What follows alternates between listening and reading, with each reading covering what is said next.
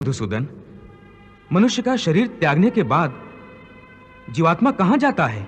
मानव शरीर के त्यागने के बाद मनुष्य को अपने प्रारब्ध अनुसार अपने पापों और पुण्यों को भोगना पड़ता है।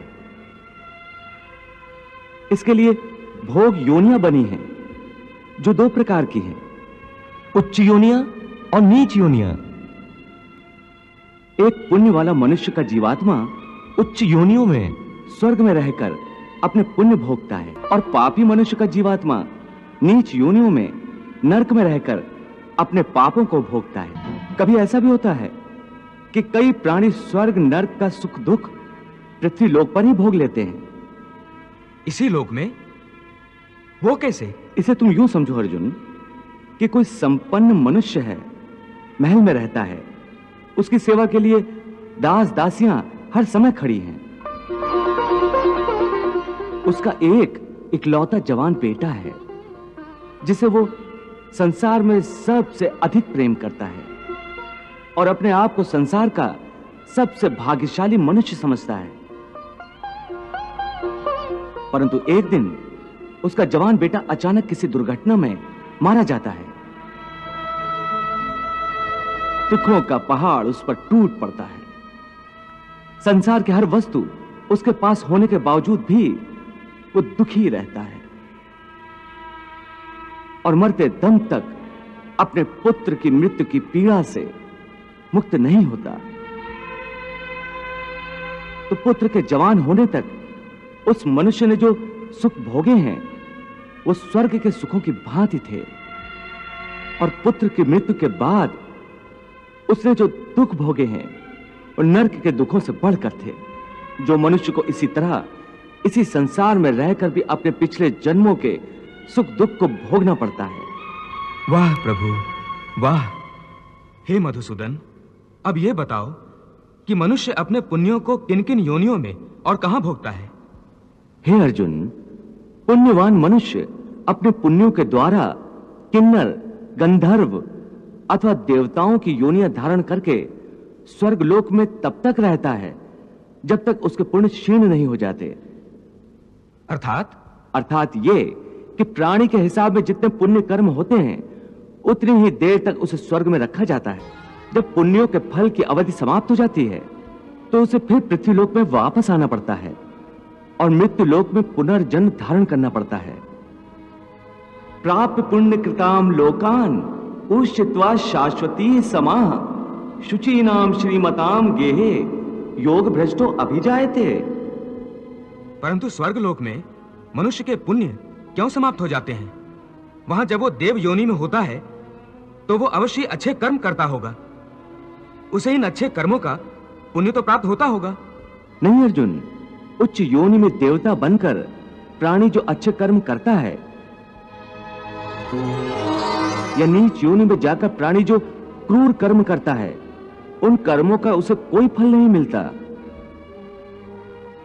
क्यों? क्योंकि वो सब भोग योनियां हैं। वहां प्राणी केवल अपने अच्छे बुरे कर्मों का फल भोगता है। इन योनियों में किए हुए कर्मों का पुण्य अथवा पाप उसे नहीं लगता।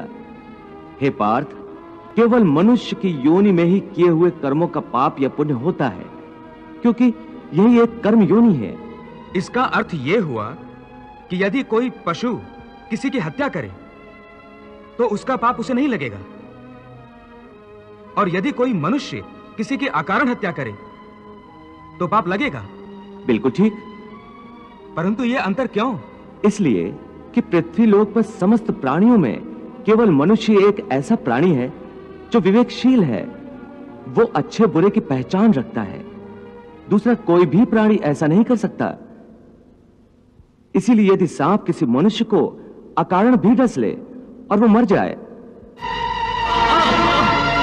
तो सांप को उसकी हत्या का पाप नहीं लगेगा। इसी तरह शेर दूसरे जानवरों की हत्या करता है तो उसे उसके पाप नहीं लगता। या बकरी का उदाहरण लो, बकरी किसी की हत्या नहीं करती, घास फूस खाती है, इस कारण वो पुण्य की भागी नहीं बनती। पाप पुण्य का लेखा जोखा अर्थात प्रारब्ध केवल मनुष्य का बनता है। इसीलिए जब मनुष्य अपने पाप और पुण्य भोग लेता है तो उसे फिर मनुष्य की योनि में भेज दिया जाता है। ते तम भुक्त्वा स्वर्गलोकम विशालम क्षीणे पुण्ये मर्तलोकम विशन्ति एवं त्रिधर्मम अनुप्रपन्ना गतागतम काम कामा लभन्ते। अर्थात देवों की योनियों में जो मनुष्य होते हैं वो अपने सुख भोग कर स्वर्ग से भी लौट आते हैं।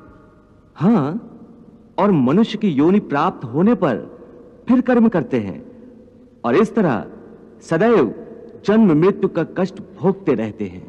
हे मधुसूदन, क्या कोई ऐसा स्थान नहीं जहां से लौटकर आना ना पड़े और जन्म मरण का यह चक्र समाप्त हो जाए? ऐसा स्थान केवल परम धाम है, अर्थात मेरा धाम, जहां पहुंचने के बाद किसी को लौटकर नहीं आना पड़ता। इसी को मोक्ष कहते हैं। न तद्भास्यते सूर्यो न शशांको न पावकः यद गत्वा न निवर्तन्ते तद धाम परमम मम। मनुष्य जन्म का प्रधान उद्देश्य मोक्ष प्राप्त करना है और यह मोक्ष केवल मनुष्य योनि द्वारा ही प्राप्त हो सकता है। इसीलिए मनुष्य के शरीर को मोक्ष का द्वार कहा जाता है। हे अर्जुन, मानव शरीर बड़ी मुश्किल से मिलता है, इसे यूं ही गंवाना नहीं चाहिए। देवता भी मानुष शरीर की आकांक्षा करते हैं, परंतु मनुष्य की विडंबना यही है कि वो इस शरीर को अर्थात मोक्ष के अवसर को गंवाता रहता है। सारी आयु भोग विलासों में बिताता है, यहां तक कि जब शरीर छूटने का समय आता है तब भी वासना उसका पीछा नहीं छोड़ती।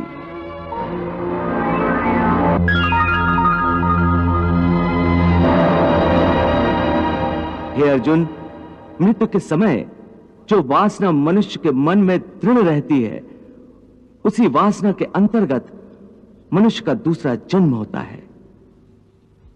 यम यम वाप स्मरण भावम त्यजति अंते कलेवरम तम तमे वैति कौन्ते सदा तद्भाव भाविता। प्रभु, भगवान श्री कृष्ण ये क्या कह रहे हैं कि मृत्यु के समय मनुष्य के मन में जो वासना या अधूरी कामना होती है, मनुष्य का अगला जन्म उसी के अंतर्गत होता है। इसका क्या अर्थ है? देवी, इस समय भगवान श्री कृष्ण ने जो कहा है वो अत्यंत गोपनीय है और गूढ़ ज्ञान है, बल्कि इसे एक गुप्त विद्या ही समझो। जिसे ये विद्या आ जाए उस प्राणी को बड़े सहज तरीके से मोक्ष मिल जाता है। मैं समझी नहीं भगवान, ये गुप्त विद्या क्या है? देवी, ये गुप्त विद्या मरने की विद्या है। प्रभु का कहना है कि प्राणी ने चाहे कैसा भी जीवन व्यतीत किया हो, अंतकाल में यदि वो एकाग्र मन होकर केवल प्रभु का ध्यान करते हुए शरीर का त्याग करे तो वो सीधा परमात्मा के चरणों में पहुंच जाता है, जहां से उसे वापस नहीं आना होता।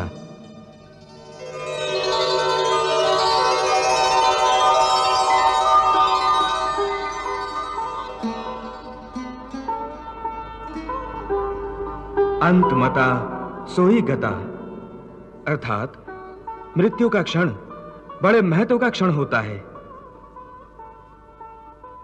इस क्षण में प्राणी जिस बात का ध्यान करता है उसी के अनुसार उसे दूसरा जन्म प्राप्त होता है।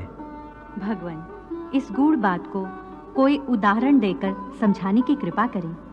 देवी, इस संबंध में महर्षि जड़भरत से अच्छा क्या उदाहरण हो सकता है? जड़भरत? जड़भरत एक निष्पाप ऋषि थे। वो मुक्ति के द्वार तक पहुंच चुके थे। उन्होंने हिरण के एक बेसहारा बच्चे को पाल लिया था। उस बच्चे से उनका मन इतना लग गया था कि हर समय उन्हें हिरण के बच्चे की ही चिंता लगी रहती थी। यहां तक कि अपनी मृत्यु के समय भी उनका ध्यान उसी बच्चे में था।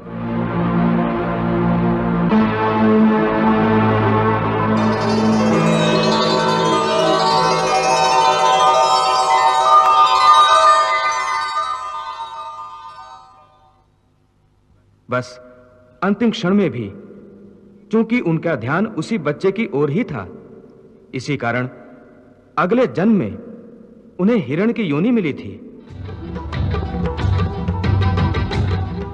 प्रभु, मृत्यु के समय का इतना महत्व क्यों होता है? देवी, मनुष्य की मृत्यु का समय मोक्ष का अवसर होता है।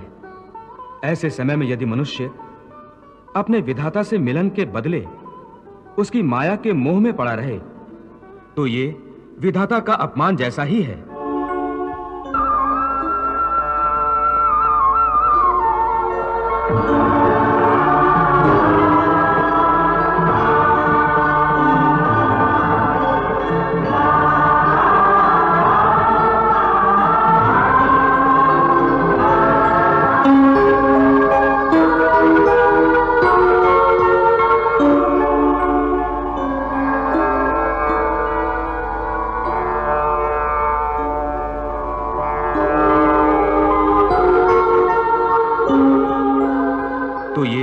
विधाता का अपमान जैसा ही है कि वो अपने विधाता से अधिक महत्व उसकी बनाई हुई माया को देता है।